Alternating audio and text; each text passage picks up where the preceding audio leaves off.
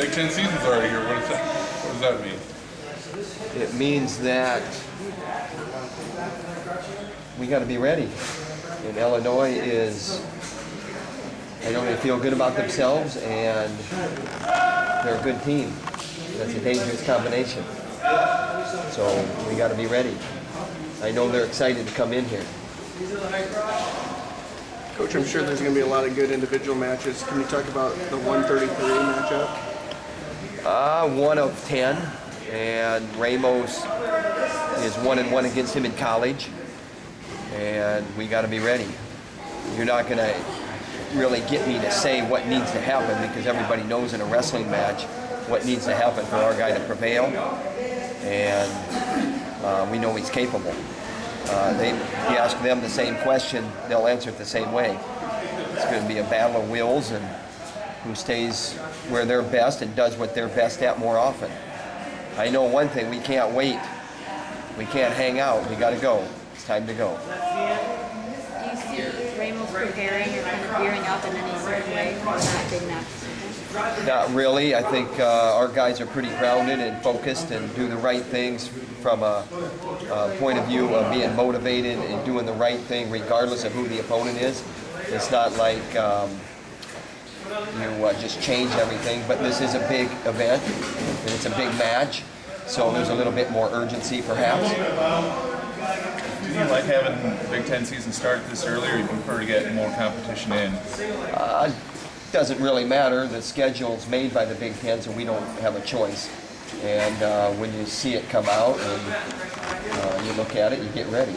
And we're looking at this months ago, not necessarily gearing up for it, but we're aware of it months ago. And this is where we're at with this Big Ten 8 dual meets. It's mandated. You got to have 8 Big Ten dual meets, so we're taking it as we go. And they're next on our schedule. It seemed like there were a lot of stall calls, or maybe quick stall calls the other night. I know they had the new rules. Do you like the new rules? I'm not sure that the new rules are going to change a whole lot of how stalling's called or as frequent. I think what the new rules are going to do is to make people, and when I say people, athletes, more aware when they're on the edge of the mat to wrestle more toward the center and be aware that you might get dinged or called automatically if you turn and kick out.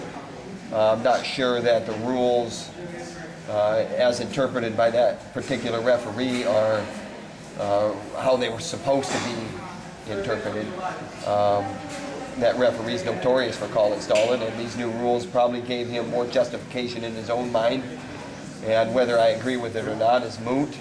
The point is that we're going to have an NCAA official in this event, and not that he wasn't, the NCAA official, but he hasn't been in the NCAA tournament for a number of years.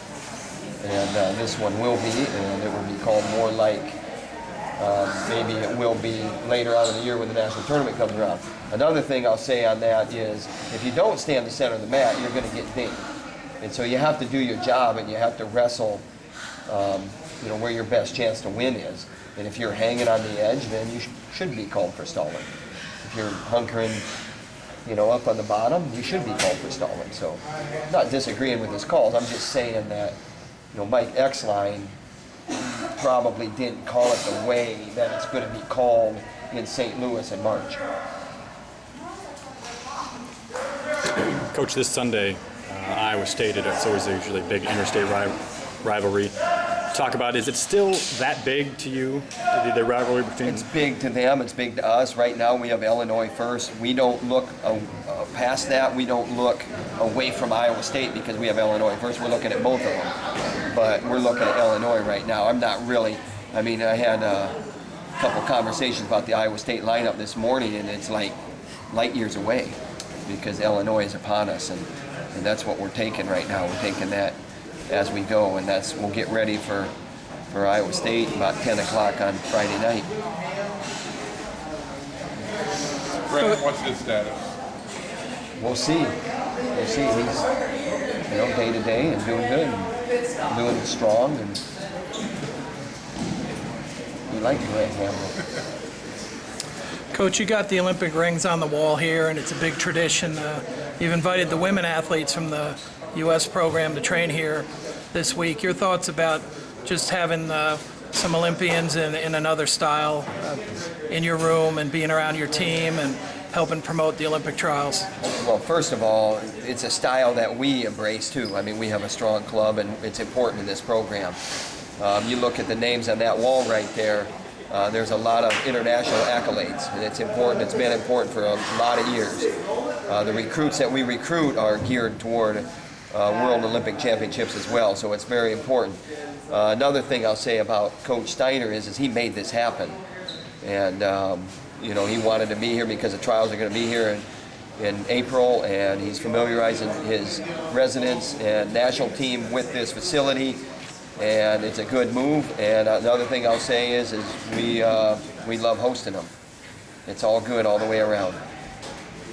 After going back and looking at some of the tape from this past weekend, overall, do you like what you see so far out of your team? Hard to say. I mean, I think you look better than you are sometimes. I think you look worse than you are sometimes against competition that might be a little bit lower. But I tell you what, you got to be ready to go. We lost 3 matches last Friday, and we got to be ready to go. And enough said. It doesn't really matter how we look, it's how we go forward. And we've worked on some things, and you know, there's some tendencies that our guys are maybe a little bit needing work on. We're working on it. What makes Mike Evans tick? I don't know. You'll have to probably ask him that, and you'll get a funny remark, I'm sure. Is he up there? I don't see him up there. I was going to yell at him and say, "Hey, Evans, what makes you tick, stud?" And then he'd put his head down like this. He'd go,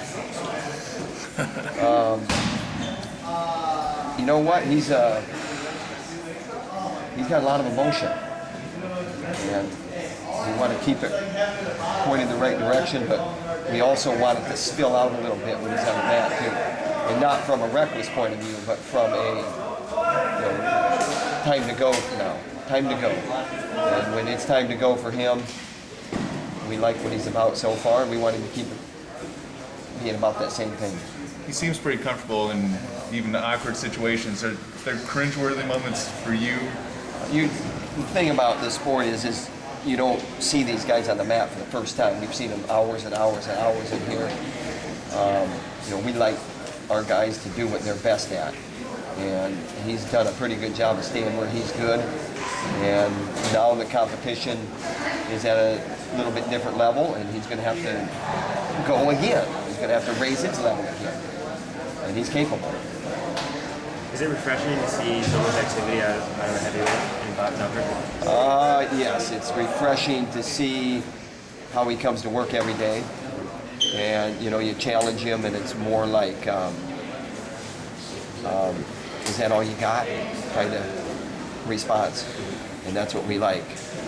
There's no sighing, there's no complaints. It's all good. And then does that And kind you of just keep piling it on him, and he keeps responding. Do you see the attitude kind of transfer onto the mat? You know, he's always. We'll see. Again, we got to go again. I'm not going to sit here and make predictions, but we like our heavyweight. We like both our heavyweights.